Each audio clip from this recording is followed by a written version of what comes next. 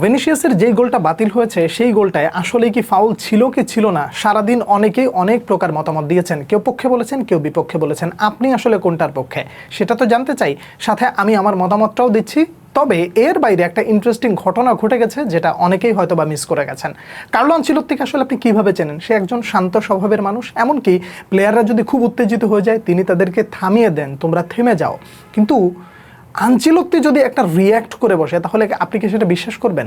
যদি না করে থাকেন তাহলে ঘটনা যেটা ঘটেছে সেটা শুনলে আপনি বোধহয় অনেকটা অবাক হবেন।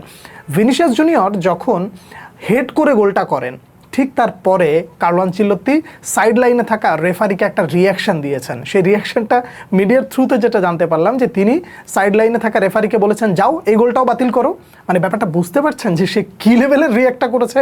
শুধু তাই না, আনচেলত্তির এই রিয়াকশনটা আবার তার ছেলে ডেভিড আনচেলত্তি এসে তার বাবাকে সামলাচ্ছেন, ওদিকে যাওয়ার দরকার নাই, এই জিনিসটাকে এখানে শেষ করা হোক। কিন্তু আনচেলত্তি থামেন নাই, তিনি তার প্রতিবাদ চালিয়ে গেছেন। দ্যাটস মিন একটা জিনিস পুরোপুরি ক্লিয়ার, সেটা হলো যেসব বোদ্ধারা বলছেন যেটা ফাউল ছিল, যেসব বোদ্ধারা বলছেন যে এটা আসলে ফাউলই হয়েছে, ভার তো আসলে আমাদের থেকে কম কিছু বোঝে না, এই ধরনের অযৌক্তিক খোড়া যুক্তি, ল্যাংড়া যুক্তি, লুলা যুক্তি দয়া করে দিয়েন না। কারণ ফুটেজে স্পষ্টভাবেই দেখা গেছে ভিনিসিয়াস জুনিয়র বলটা উইন করেছেন এবং তিনি গোলটা দিয়েছেন।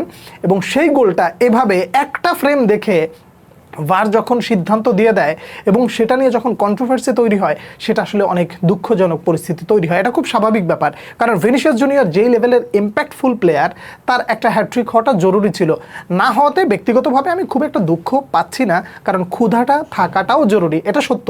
কিন্তু এইভাবে করে যদি গোল বঞ্চিত করা হয়, আবার একই সূত্রগুলো যদি অন্য কোনো ব্যক্তির উপরে সেটা খুব নর্মালাইজ করে দেখা হয়, তাহলে সেটা খুব দুঃখজনক হয়ে দাঁড়ায়। যেমন ধরেন ভিনিসিয়াসের যে গোলটা বাতিল হয়েছে সেটাকে আপনি এই মুহূর্তে প্রাথমিক অবস্থায় ধরে নেন যে আচ্ছা ঠিক আছে, মানলাম যেটা ফাউল ছিল, কিন্তু একই ধরনের ইনসিডেন্ট গোটা ওয়ার্ল্ড কাপে যদি আরও কিছু ঘটে, সেখানে যদি কোনো প্রকার সিদ্ধান্ত প্রতিপক্ষকে না দিয়ে যদি অন্য পক্ষকে দেওয়া হয় এবং সেটা নিয়ে যদি আবার কন্ট্রোভার্সি তৈরি হয়, তাহলে বিষয়টা কি দাঁড়ায় যে ভিনির জন্য এক ধরনের সিদ্ধান্ত, অন্য প্লেয়ারের জন্য এক ধরনের সিদ্ধান্ত। ব্যাপারটা এমন হয়ে গেল না?